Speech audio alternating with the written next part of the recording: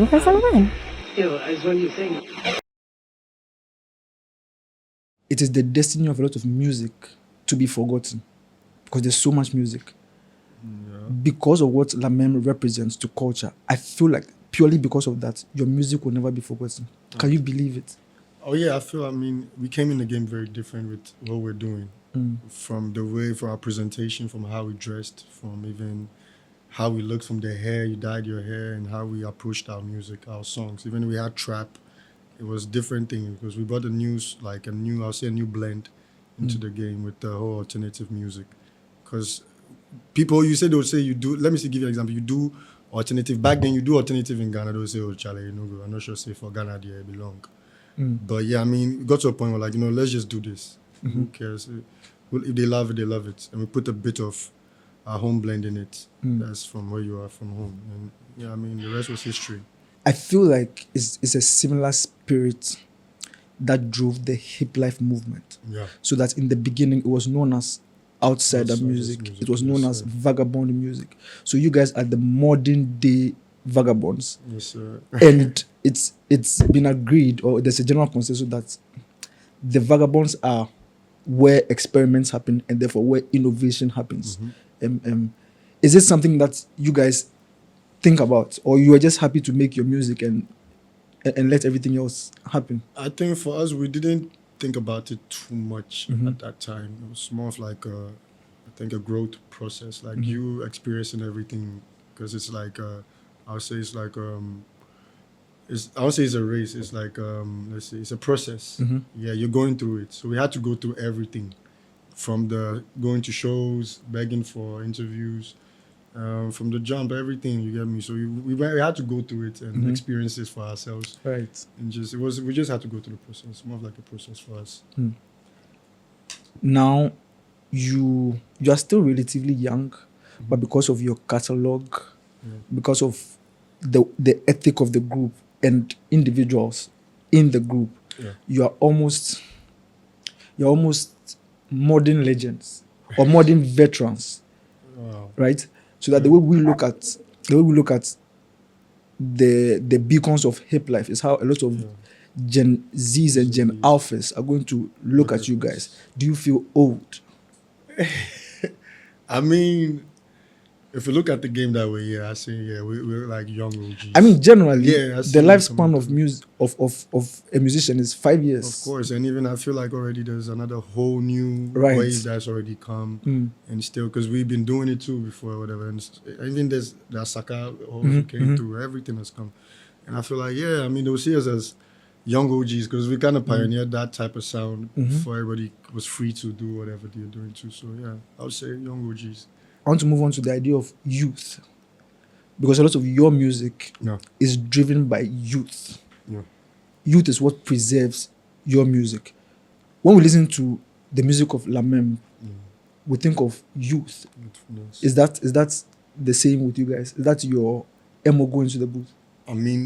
Directly you say the youth, though, but within time, I think some of our sounds mature, so we had different sounds that ranged, like I could say you could range to any age, because we have a Reveal, my favorite song, thank you, which recorded that in a hotel room in Takrady. That was just a normal vibe. And I remember we dropped that song, and back then I was not playing some of the songs to my mom. I don't even lie to you. Yeah, my mom didn't even know I was doing music like that. Wow. Yeah, I was the quiet one at home. Well, I came in one time. I think there was some wedding. Mom called me and was like, "Yo, I heard your song." Like, I was like, "Which song?" Like, Reveal. Like, oh wow. Okay, she loves you. Like, I like that song. Like, okay, so that was a different age range. I was surprised that it cuts across. So that was, I think. So for me, I think the older we got, I think we got different, like, cut across. But on the normal range, the youth love us more.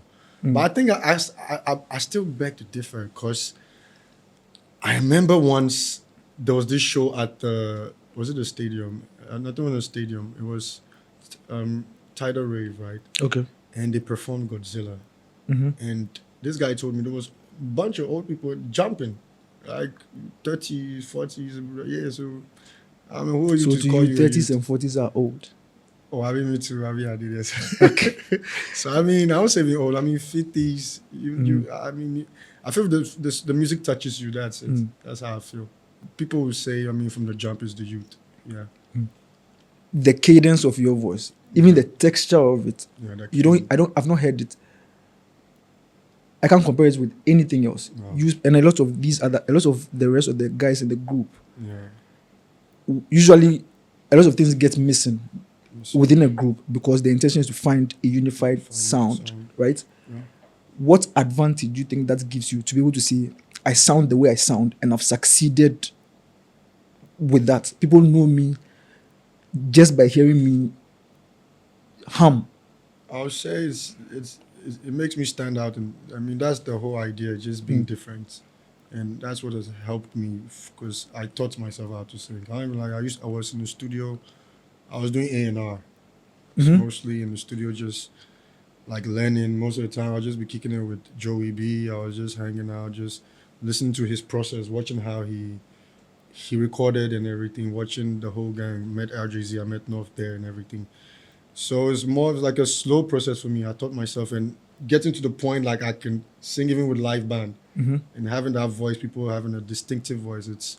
I say it's a blessing, and I mean it helps a long way. I mean if you can stand out, especially for this, then yeah. Let's move on to the various stages of Lamem because the entity as it is today is not what it started. It's not how it started. There was a time when one person could not represent Lamem. Today it's possible for you to come sit here and you speak for Lamem and it makes sense and doesn't take anything out. Talk to me about the various stages of the group. There was the beginning stages when we all used to live together. That was the Villain Sound. That's where we met. That was a studio in Spintex. I was like I think it was a creative hub in general. That was everybody was Joey B was there. We lived together for. Yeah, that was the beginning stage. We probably didn't form it, but we're hanging out together, going to parties. Same link up, like always showing up to the same place. Then we formed it to the stage where it was like, this is it now. That's where it was like, we're organizing shows, we're doing pop-ups, we're doing everything. So now it's like, everybody kind of it's a collective though, because that's the thing. That's the word. People don't get it. It's a group as a collective. Because we already we had our individual like careers before we became a group. So it's like we understand everybody. If you're going solo, everybody understands. Everybody supports too. So that's also another stage where everybody goes and does their own thing and comes back again. Then we do Lamem. I mean, we didn't drop even an album for 3 or 4 years, but we had recorded during COVID. So we had to even. I mean, that was like because we're not together. Like we're together, but we're not living the same premises and stuff. So it was like, yeah, that's another process. But it got to the point we were comfortable in like, I could go to a show and still rep Lamem because it's a collective. One person can go here. RJZ had a show. Doc also had a show in the States. It's all, you're still repping. I was in Paris. I had a show in Paris. It was the Olympics, Junior Olympics. So we had to go, we repped Lamem. It was just 2 or 3 of us, but I still repping Lamem. So it's, no matter how many you are, it's still rapping, yeah. It's all the stages. But the advantage of that is that individually you can kill many birds with one stone. That's the main advantage of a collective, because it's not like you're bound to be like 5 of you have to sit here. No. To me, a con of that is that you it's almost like you are shadowed by Lamem. There are days you want to do something and represent or make an individual statement. You can't do that, or it's impossible for us to accept you doing that. Maybe talking about just that tightrope. Of course, it's great to be Lamem. Is that is your foundation, but there are days that you want to branch out, evolve, try new things. It depends sometimes. I mean, because there was this moment we stopped doing. We went on a break for Crusade. We did 4 successful Crusades, and I think we went on Haitius or something. Yeah, everybody was doing whatever they were doing, and I started my own pop-up. I started a pop-up game called Merch Mania. I mean, I love clothes a lot, and funny enough, it trickled into that, and that's another what do you call it? I say side business I have, or like passion I have. It's like a pop-up, organizing pop-ups. So that's my thing. That's not. It's not really too much of Lamem involved. That's so. I mean, sometimes it's slowly, but it takes time for them to get used to it. You doing something, but that's our blessing too. I think because we also understand it in Lamem. Okay. If you're doing this, that's for you, but we still support. So yeah, it's still a blessing. Yeah. I want to throw another word at you. Culture. That is the question, because Lamem is culture. It's deep. I mean, from everything, the style, tattoos. We're one of the first people that like everything. Like how you expressed yourself, from music, how you perform, how we performed, raging, the whole thing. This is to the skateboarders and everything, painting. Got all those together, and that was just Lamem culture. That was just it. It was not just music. I felt like a lifestyle. Right. You mentioned tattoos. One of the tattoos I have seen on your body, I don't remember which part. I'm not going to guess. But I think I saw Accra. Accra, yeah. But what fascinated me was the spelling of it. And I say that because culture is trend. Like even the way we spell Accra these days, it represents a particular moment within urban or Ghanaian urban culture. Talk to me about why you feel the need to invest yourself so much to the point of tattooing Accra on your body. I feel like it's where I'm from. It's like everything like I represent. Like everything I'm inspired by. It's just where you're from is your home. It's like a piece of me. And it's every tattoo like represents something or like something I love. So it's just I just had to get it done. It's just special. Yeah. But the spelling. Yeah, it's different. Even that's what I'm saying. And with the whole Lamem lingo, and even there's a lingo, we have our own lingos. The way we speak our pidgin. Right. I mean, I'm gonna find a word for you. Linksters. Linksters. That's a linkster. You see, that's like my brother. That's a linkster because you the link things. Everything. If I need something, yeah, you find it. That was everybody in the linkster. So it's like from that to even everything, like the lifestyle, how we dress. We used to have these half jackets back in university. We used to start that till Odunsi Dems came, took that and went to Nigeria, and it blew up. I was way back in university before Odunsi even went out. So it was like we're inspiring each other. That was most of it. I mean, I know you and I know what you represent to culture, which is why we can have a conversation like this.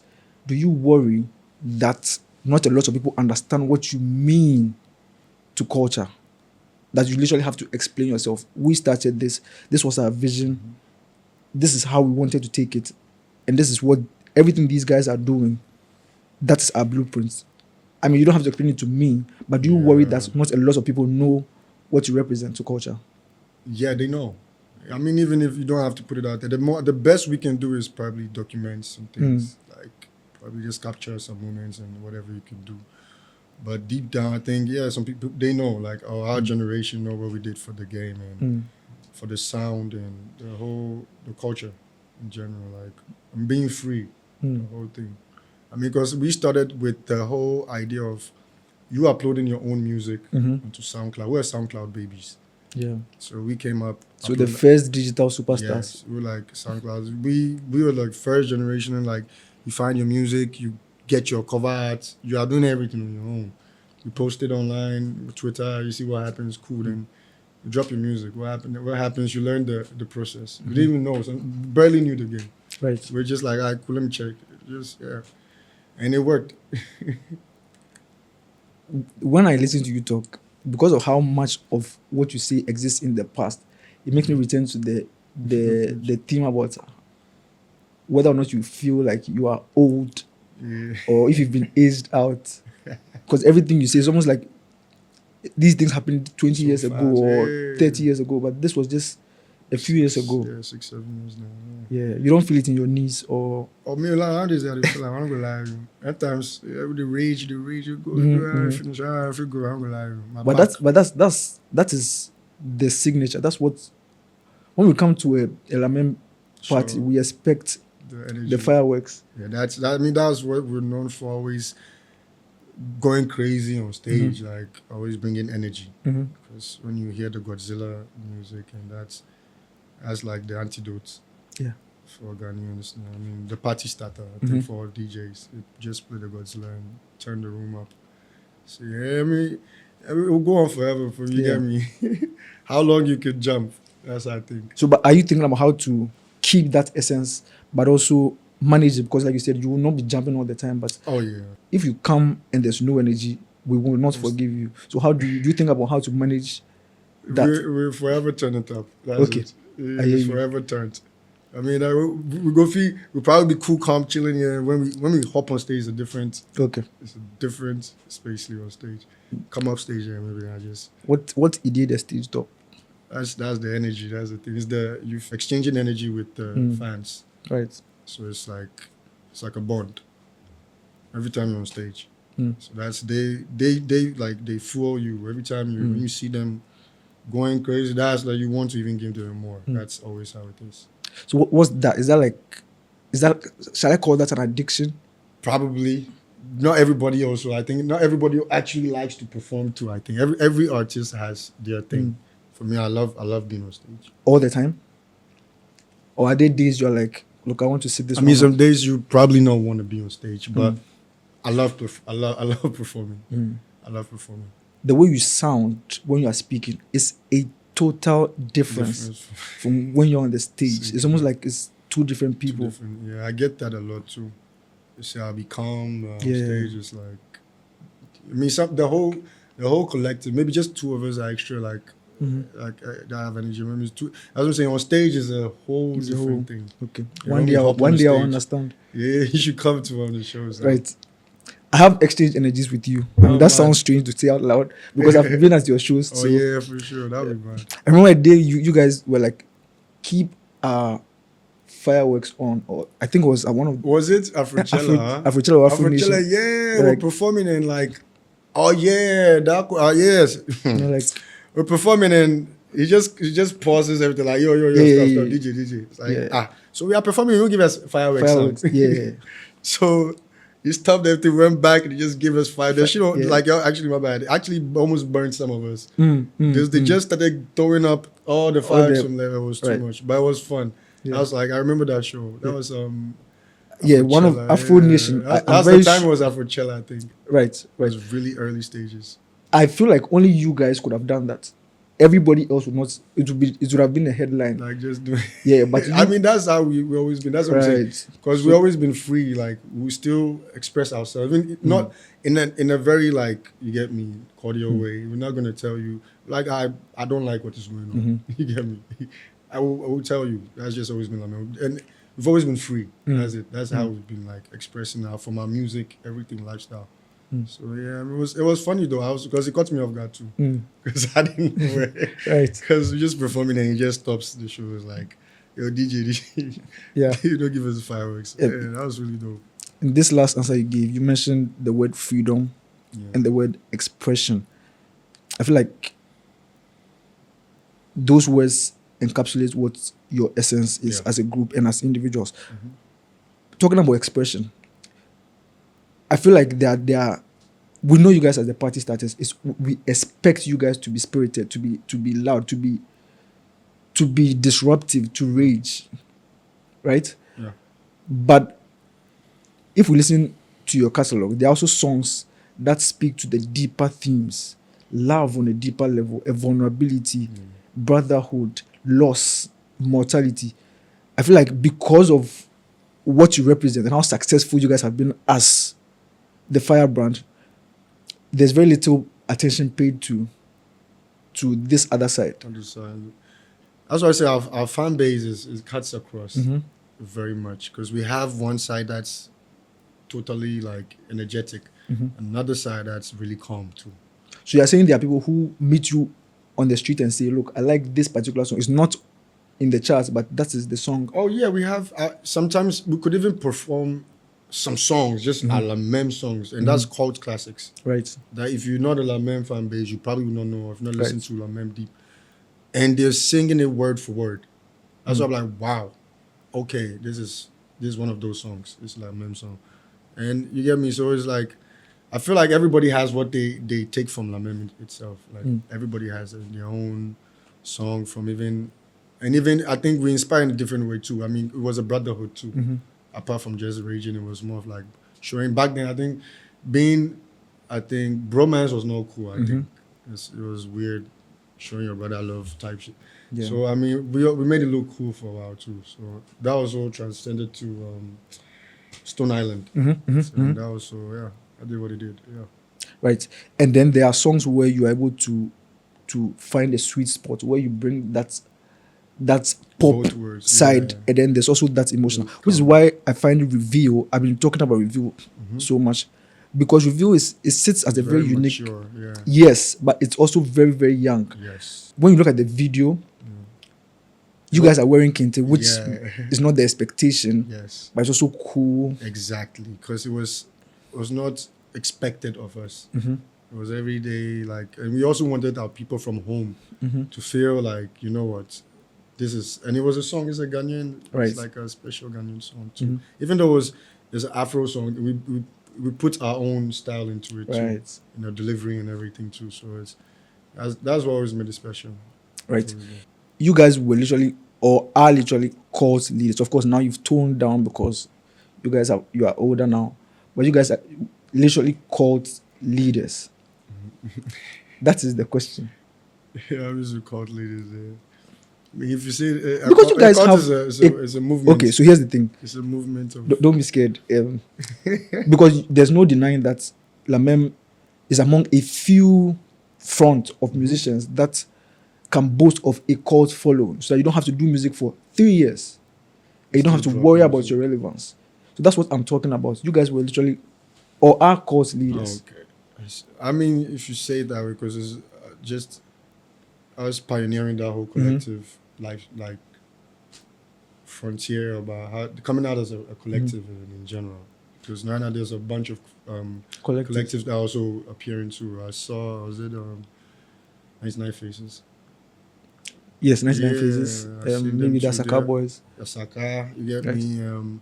There's a bunch of new talents coming out. Gray Ink.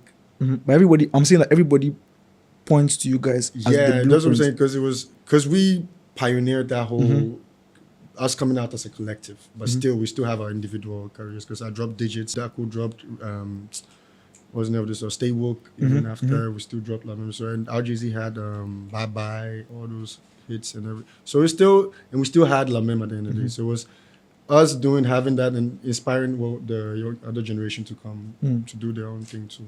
How could you achieve a cult following?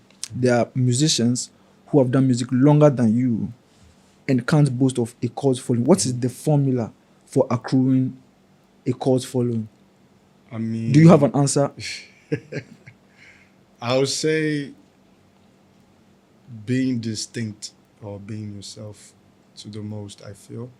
I don't think that's enough. I don't think it's enough, though, but and I I'm feel debating you on that because everybody claims to be it's distinct different, huh?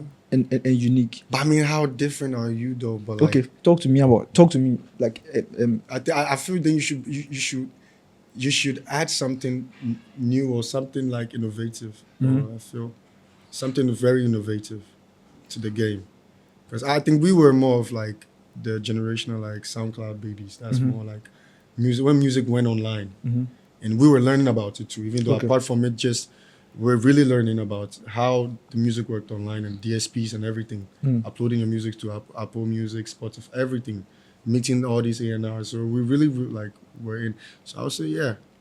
I mean, it depends. where you sit today, do you feel a responsibility? I mean, there was no question when you guys first came out that it rested on your shoulders to determine where the culture faced next. Yeah. So that became your identity. Yeah. If we hear from Lamem, we know where the culture is heading. Yeah. What is do you still feel that responsibility today? No, I feel like we've opened the door. Like it's like a big wormhole and black hole, and the rest is going. Like you have black hole now holding the forefront. You can promise out there, and there's a bunch of people doing their own things out there.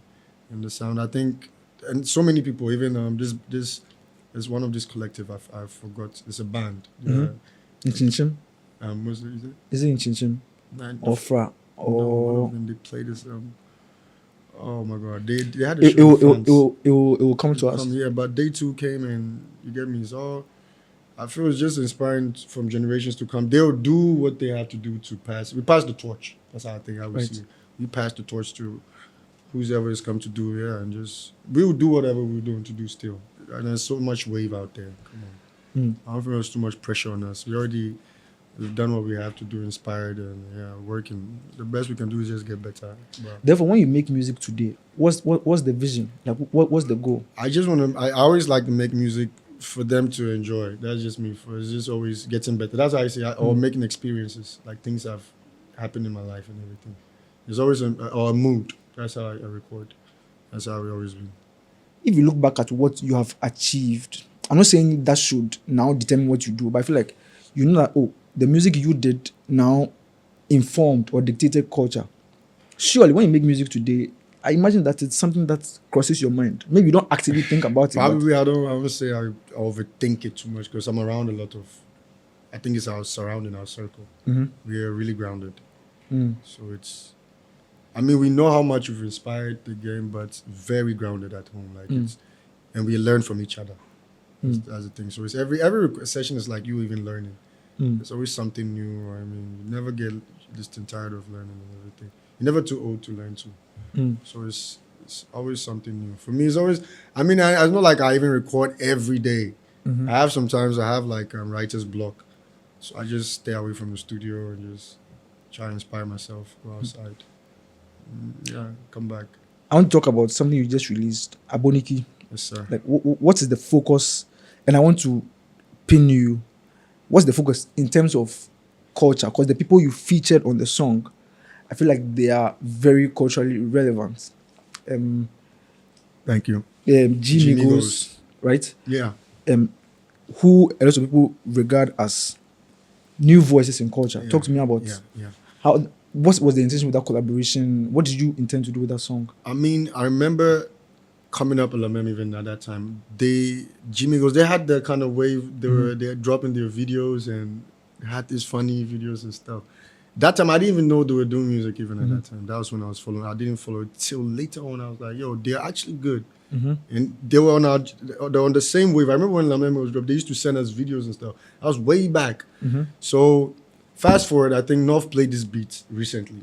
I think we linked up. We've not been recording in a while. So I linked up with North and for like a week, just in the studio sleeping and he played this beat, the Aboniki, and he kind of took me back to the old Même. He played the beat all dawn. He was making the beat dawn. And by old, you're referring to 5 years ago. Yes, that threw me back to like Godzilla time. It's like very melancholic, like very, very, very. It takes you back to the studio where we used to stay, like everything. I asked him like, whose beat is it? He was like, it's his beat. I was like, you sing on it. He was like, nah. I'm like, I bet. I don't mind doing something on it for you. So we did that, and I drove to RJZ's house. We live pretty close, and asked him like, yo, I need something on it for him. And we did that, and weirdly, funny enough, I just listened to Press from G-Migos. And that's one of my favorite songs I've been bumping. I was like, yo, I want to hear this boy's on this stuff. And RGZ was the one that sent it out. So he sent it out, and they sent the verse back so fast.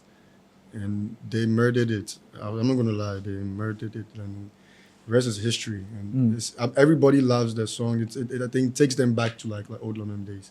Like how we came up and like this trumpet, that whole like, somebody says like last coming of Jesus. And so it's like, it's the energy I think this song brings. I'll never get over how you say old, and you emphasize the old. Yeah, that's like it's just 5 years sound. ago. Yeah, because just 5 years ago. That's enough because it's our producer. Because we've not been working for a while, so this is like, it was a special time working again. Cool. Here's a difficult question for you, or I'm assuming a difficult question. If I want to introduce Même Gang to someone who's never heard your sound, I want you to name 5 songs. Like 5 songs that I can say, hey, look, here's a pack of songs that talk about the life and times of Même and what they represent to culture, what their vision is, what their identity is. Okay. Talk to me about 5 songs. Oof. Number 1, we'll go with Godzilla always. Okay, of course.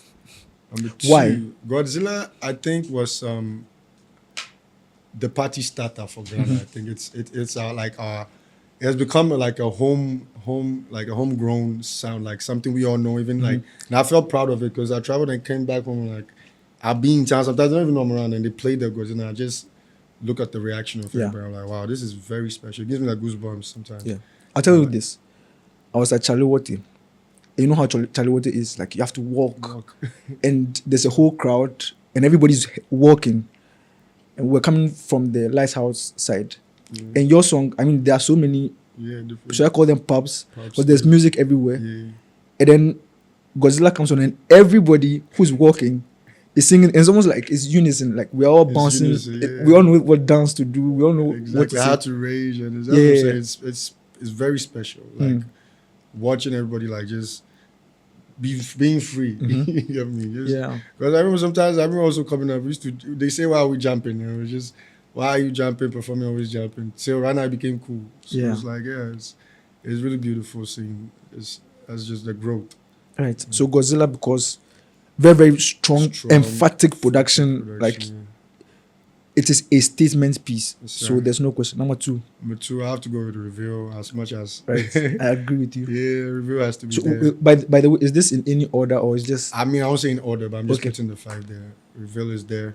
Number 3. Reveal because of his maturity. Right. Maturity on that song and the way the production, everything. I feel like it's. If you hear Reveal, you know this is a Ghanaian song. Yes. This is something from Africa. So, I think it's both old and new. That is like the meeting point. Different ages can also still enjoy it, and that's the beauty of our review too. It's not just old people.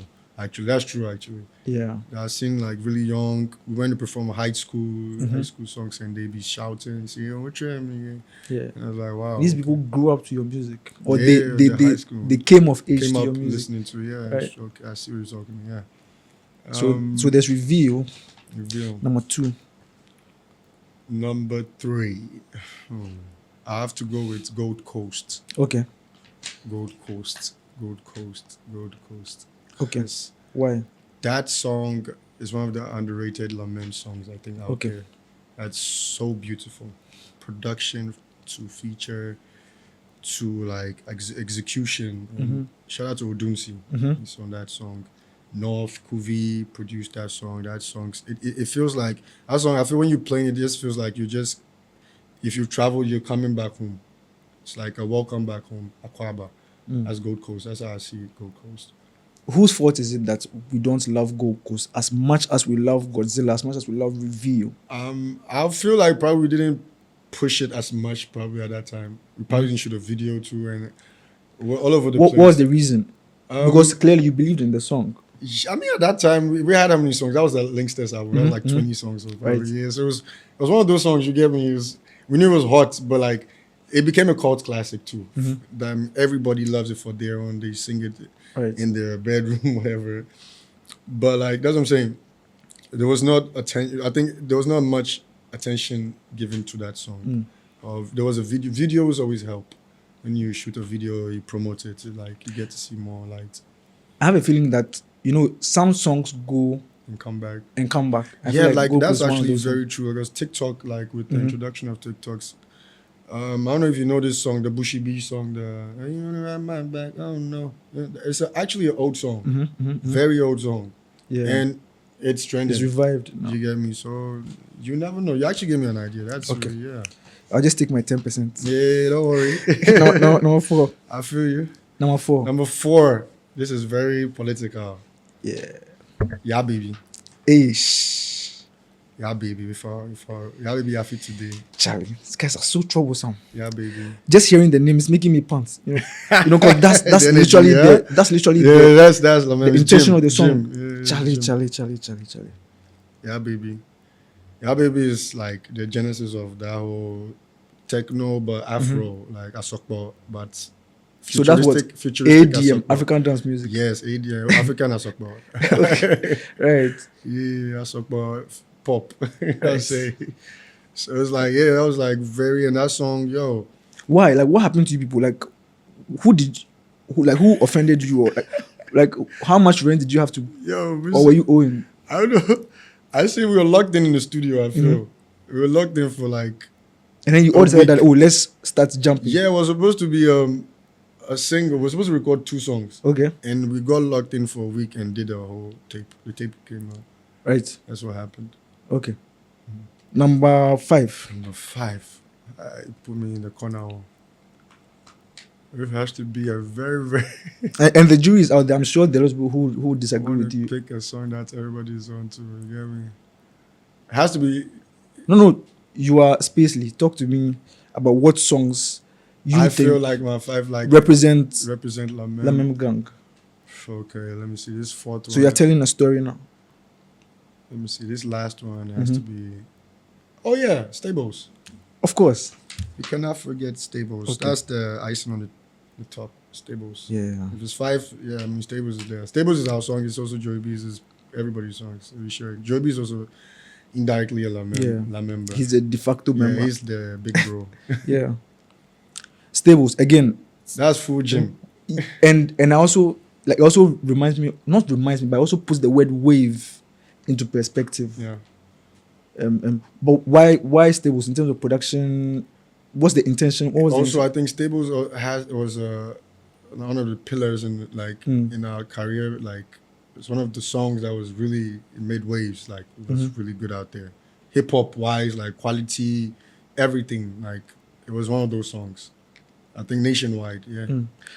But that song also, it could have been released by anybody. It could have been released by someone from Mexico. It could have been released by. And you know what's interesting? I feel like the most memorable part of that song is the instrumentation. Yeah, that's really Nova. That beat was really like well played, like the whole guitar strings. It takes you like Wild Wild West. That's why we shot the video like cowboys. It's just a whole vibe. Like even performing that song alone, you should see the crowd how it just goes from boom to again. It's like that's a La Même show. It's like we keep climbing the climax. It's just that's just literally a La Même show. Right. You survived. Yeah. Congratulations. Thank you, sir. Wave. I wanted to ask you about the define wave. Wave. I don't think you can explain wave. Wave is but that is the sauce. That's the okay. That's the sauce. That's a word. That's the sauce. Wave. Right. Wave is like the sauce. So what you bring to the game. What's special about it? Like what's special you bring into the game? Yeah, exactly. What do you bring into the game? What's special you bring into the game? So I would say that's the wave. I feel like it's such an ambiguous term. It could mean trend. It could mean anything. sound. That's what I'm saying. It's anything. It's what's new you bring into the game. That's the wave. Okay. What new are you bringing to the game? Yeah, but even that is broad. When you say what new, it could be so many things. I feel like it is both a very broad and a very specific. It could be anything, Yeah. but it still could be something and just so many things in one. A wave. It's like or music, what style, wave of dressing, wave of you can even cook your wave. You get me? It's everything you want it to be. So yeah, I feel like it's what trend or what style, what music, what new, what something fresh I bring in. Yeah, and I feel like no one, and that's why when someone like Sarkodie meets you guys, he's like, go. He doesn't even know what to tell you. He just says, go, and something will happen. Yeah, I mean, because they always been there too. So it's like, if you have that confidence in what you're doing, and, you meet them, and the energy is always there. So Charlie, top guys out there too. Cool stuff.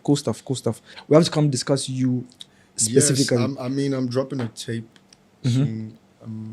It's actually done. I'm recording it and everything. So I'll come through. But that's the thing. When it could drop tomorrow or it could drop in 5 years. But I'm ready to drop this. I mean, I've been getting really they've been giving me pressure. Like everybody on Twitter, like, yo, last year I dropped like only 2 songs and it was La Même. They're like, nah, you've not dropped. I have to drop this year. So I'm actually, and for my managers even, they've been putting me on my toes. So I have enough music. I think that's coming out. But the question has never been the number or the amount of music. It's coming out. It's always coming out. It's actually because I think the problem is always when music is not mastered. It's a problem because you have it when you don't master your music, it's a problem. So this is a master. This is actually sitting down in the vault, ready to move. We hear you. Thanks for coming. Thanks for having me.